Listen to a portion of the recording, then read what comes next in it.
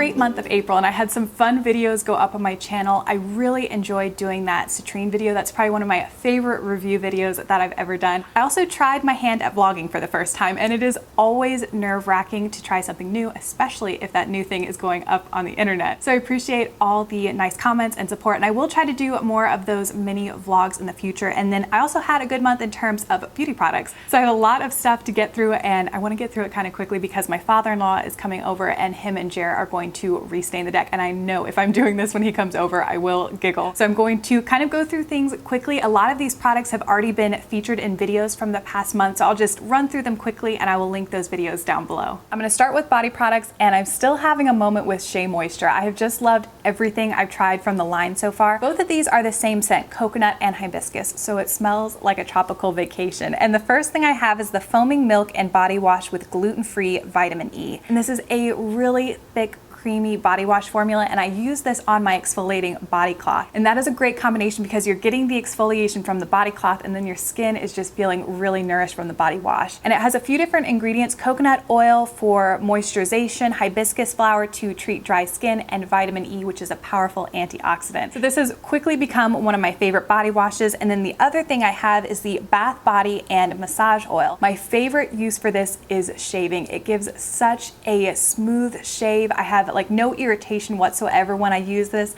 And I also like to put a little bit into a bath, and it leaves my skin feeling silky smooth. Next, I have a dry shampoo, and this dry shampoo I would recommend to those watching who have given up. You have tried a lot of the brands that are recommended on YouTube and nothing has ever worked for you. If you haven't tried this one yet, I think you should give it a shot. It's from the brand Chlorane, and it's the dry shampoo with oat milk, and this is the one with the white cap. I originally heard about this from my friend Karen because they used to sell, maybe they still are, little mini sizes at Anthropologie up where the cash registers are. And a couple times, I had one in hand and then just decided not to get it, but I ended up ordering this, and I ordered it off of Birchbox because there was a really cute gift set. It came with a full size, a mini travel one, and then a shower cap. And I originally wanted the shower cap just because I thought it was cute, but it's turned out to be an awesome shower cap. It's actually lined with like a terry cloth towel lining, so it's really comfortable and it keeps my hair really dry. But that's the main star of the show, is the dry shampoo. This is the most effective dry shampoo I have ever tried. It is amazing. It smells really good and it just works so well. My only little bit of a downside is that I went through this can so quickly. So for me, I'm gonna keep two dry shampoos, this one and my One Love Organics one, which is a powder one. That powder one seems to last me forever. So on days when, it's not that bad, I just need a little bit of freshening up, I'm gonna use my One Love Organics. And then on days when I really need something super duty, I'm gonna use the Chlorane. This was a fantastic find, one of my favorite finds out of the month of April. I'm gonna move into bases, and the first one's not gonna come as any surprise. It's the Gressa Minimalist Corrective Serum Foundation. And I did an updated foundation routine this month with this product, and it is the perfect everyday amount of coverage for me, but it still helps to cancel out redness. So I love that. I also love the finish of this foundation, but that's all I'm gonna say. I'm not gonna go into too much detail because I pretty much did a review of this foundation in that video. The only thing is, I know it's kind of annoying that you can't find that in store, and that's how it is with some of these natural brands I talk about.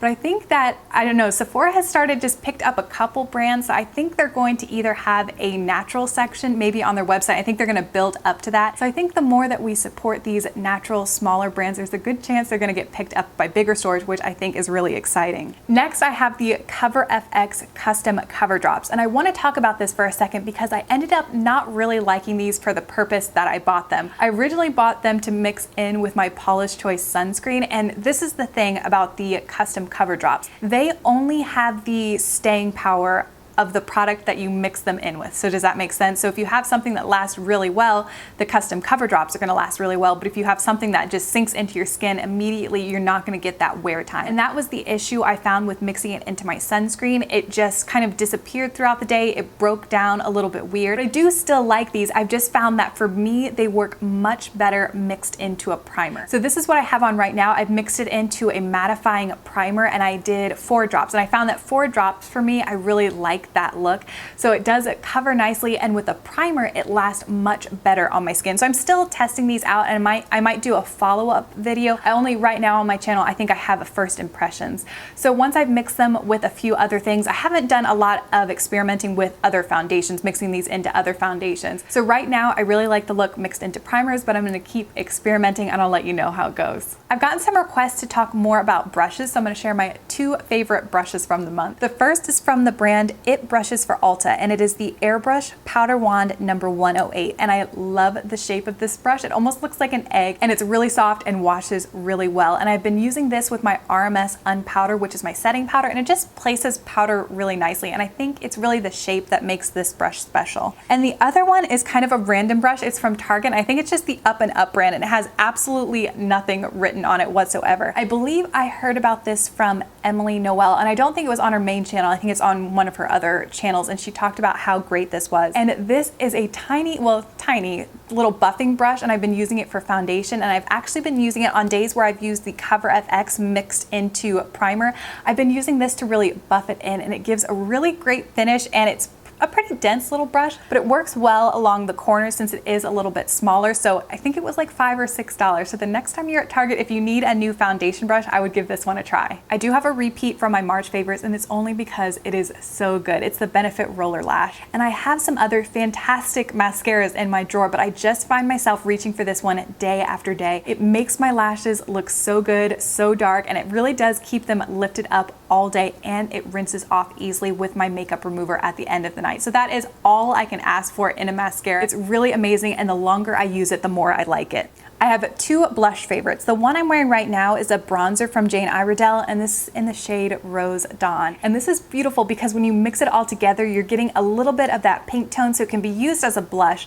Although I will say I have to use a light hand because the bronze shades make it a tad bit dark for my skin tone. But if I use a lightweight brush, like today I used a kind of flimsy duo fiber brush and applied it to my cheeks and blended it backwards, it is beautiful, and it gives a really pretty glow. I really wanted to include a lot of the things that I got in the last Sephora sale, but I felt like it was a little bit too soon to call those true favorites, and I needed to play around with them a little bit more. But one thing did slip in, but I think it's so good that it's worth it. It's the Tarte Blush in Energy, and they're calling this Amazonian Clay Skin Intuitive, so it changes with your body's natural chemistry. And I am a huge lover of Dior Rosy Glow. That's one of my all-time favorite blushes. I recommend it a lot. However, it is very expensive. So my original reason for purchasing this, I was hoping that they were going to be dupes. But since getting it in, the Tarte is much more of a yellow toned pink, whereas at least on me, the Dior is a very cool toned pink. So they're not dupes, but I really still like both of them. And I've been wearing the Tarte one a lot. And on days I wear it, I just fully commit to it and just really apply it to the apples of my cheeks. And Jeremy rarely comments on my makeup, but a couple times this past month, he's complimented me on it. And this was the only thing that kind of was steady. Like I was always using this on those days.